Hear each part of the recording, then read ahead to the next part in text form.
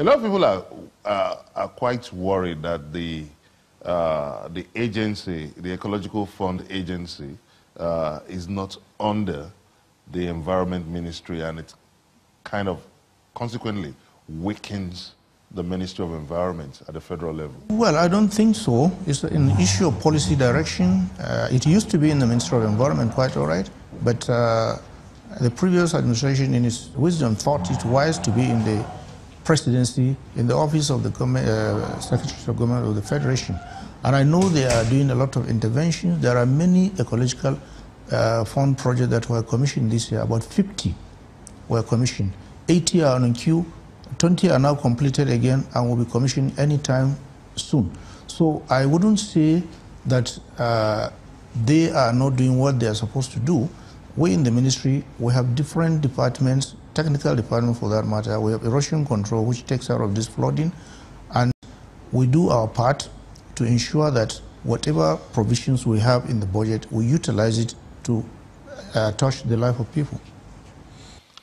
Now, this takes us back to 2016 when the federal government launched the National Revised Environmental Policy.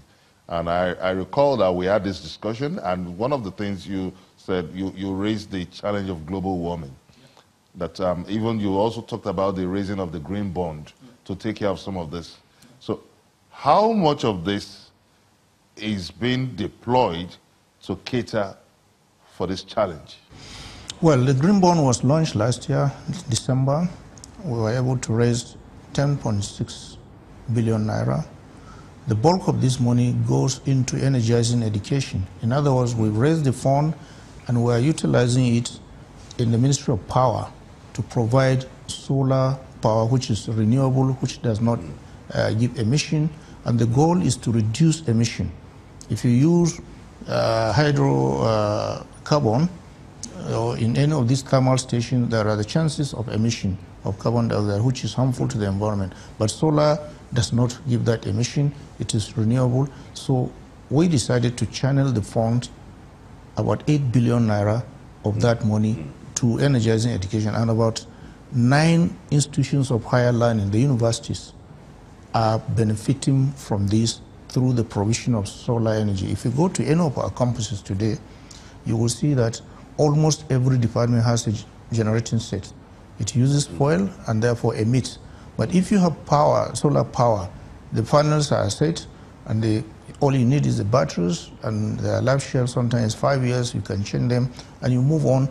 You get power supply, clean one, without an emission. So this is aimed at reducing emission so that we can reduce the effect of climate change. Recall that also in 2016, I think that was a very symbolic year for Nigeria, where we signed the Paris Agreement on Climate Change deal. How much of that has been brought to bear in the Nigerian context now to address some of this obvious challenge, clear and present challenge? The 20% reduction of emissions is a promise, and after the Paris Conference, the signing of the agreement, the ratification by Nigeria, the INDC becomes NDC now, National Determined Contribution. So it becomes a document for us to work to ensure that we actualize our goal of reducing emission by 20%. Realizing that budgetary provisions alone will not help us achieve that goal. That was what motivated us to go into the capital market and raise the green bond so that we can have extra cash to leverage on climate-related. On the part of the federal government, is there any concrete plan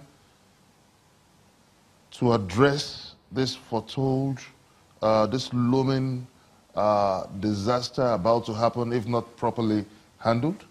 Our goal is to sensitize people, let them know about this, let the state government take proactive measures, and let also the National Emergency Management Agency be on cue for anything that may likely happen. The state government will still take the full responsibility because they are directly responsible to their people, and they need to sensitize people, particularly areas that are at the bank of rivers. The bottom line still remains that you must do proper planning to prevent people from building up to the edge of river channels and streams. The federal government launched the Ogoni Cleanup Plan. Yes. up to date, we understand that nothing has happened on this cleanup. Sorry, a lot has happened. Don't say nothing has happened. But no cleanup has happened. The cleanup is ongoing. How many pollution sites have been cleaned? I know 21 pollution sites are on queue to be cleaned now. Because this is something that affects lives of the common man. I know that. Let me give you the facts that are real. In doing a cleanup exercise of this nature, you don't just go into the field and start bulldozing. You've got to get the technical details.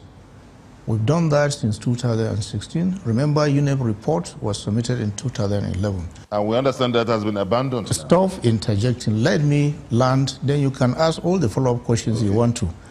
We've not abandoned the UNEP report. In fact, it's the gospel we're using to actualize this cleanup. It's meant to be a 5-year plan. Stop interjecting. Listen. To just guide the conversation. No. You are guiding it to the wrong direction. You are guiding it to the wrong direction. I will give you the details, and if you still have a follow-up question, you can do that. Okay. So we have started the procurement process. We advertised in March in the Economics of London, in 2 national dailies, and the Federal Tenders Journal. That was done at the end of March, early April. We finished that process. We have about 400 companies. Before then, we have about 800 companies that expressed interest unsolicited. When we advertised, 400 returned their submissions. We went ahead, evaluated that, and we've gotten more than 180 now.